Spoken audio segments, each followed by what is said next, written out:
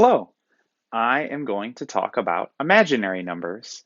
Imaginary numbers are most commonly defined as the solution to the equation x squared equals -1, which in the real numbers doesn't have a solution because any number squared means multiply it by itself, and that can't be negative. Positive times a positive is positive, and a negative times a negative is positive. So x squared equals -1 has the solution I, the imaginary number. Probably an idea that's more than 2,000 years old.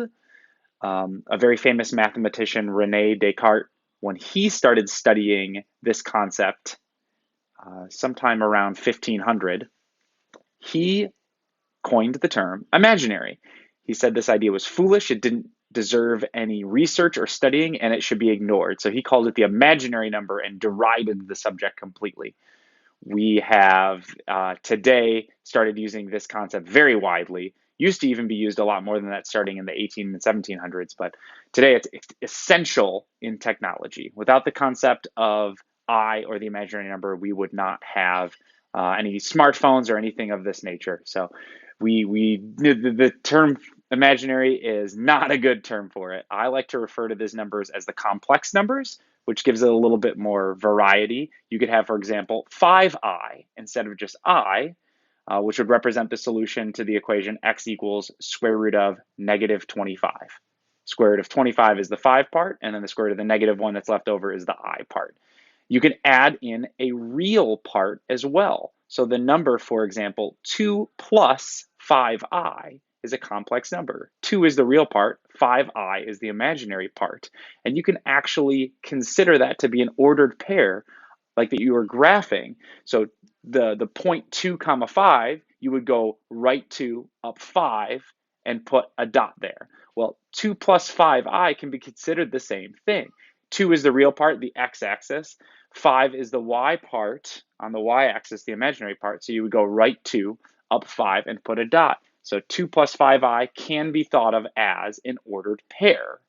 And that is an extremely useful way to use the complex numbers because you can, in a single number, which is actually more complex than it sounds, have a coordinate, and then you can add coordinates, subtract coordinates, multiply them, and divide them. Something that's very useful in mathematics and in science. Another really important place for these complex numbers is that polynomials sometimes don't have solutions. So if you think about graphing a polynomial, the simplest one is a quadratic, which is that U shape, or you could have that slide shape, an x cubed. But any power bigger than that, x cubed, x to the fourth, x to the fifth, is a polynomial equation. Sometimes they don't cross the x-axis. For example, a quadratic that U's up here or down here will have no real solutions. It won't have a place where it crosses the x-axis. If we allow complex solutions, then every polynomial has solutions. It has complex solutions. That's an extremely important idea in a lot of science and math fields. So that's another place it gets used. Beyond that, the idea of I gets extended into something called the quaternions. So instead of having just I being the square root of -1, you have I, J, and K, 3 of them. All of them are equal to the square root of -1, but they're all distinct. And what that allows you to have is 4 places to put a number. So we talked about the number 2 plus 5i. You could have the number 2 plus 5i plus 5j plus 7k. Now you've got a situation where you've got 4 numbers, the real number, the I number, the j number, and the k number. What those 4 allow you to do is put space-time into a single expression, a single numeric expression. So for example, the 2 could represent how many seconds have gone by. The number in front of the I could be the coordinate in the x dimension, the j could be the coordinate in the y dimension, and the k in the z dimension. So you could think about this as a point at a specific time. If you use these coordinates to animate a point, you can now talk about this as being like computer graphics.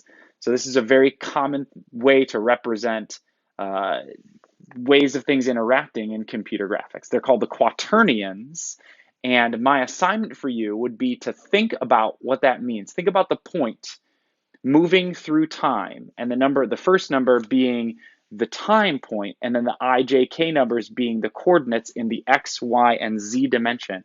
And think about a point moving through space and time being allowed to be controlled by a single expression on one line.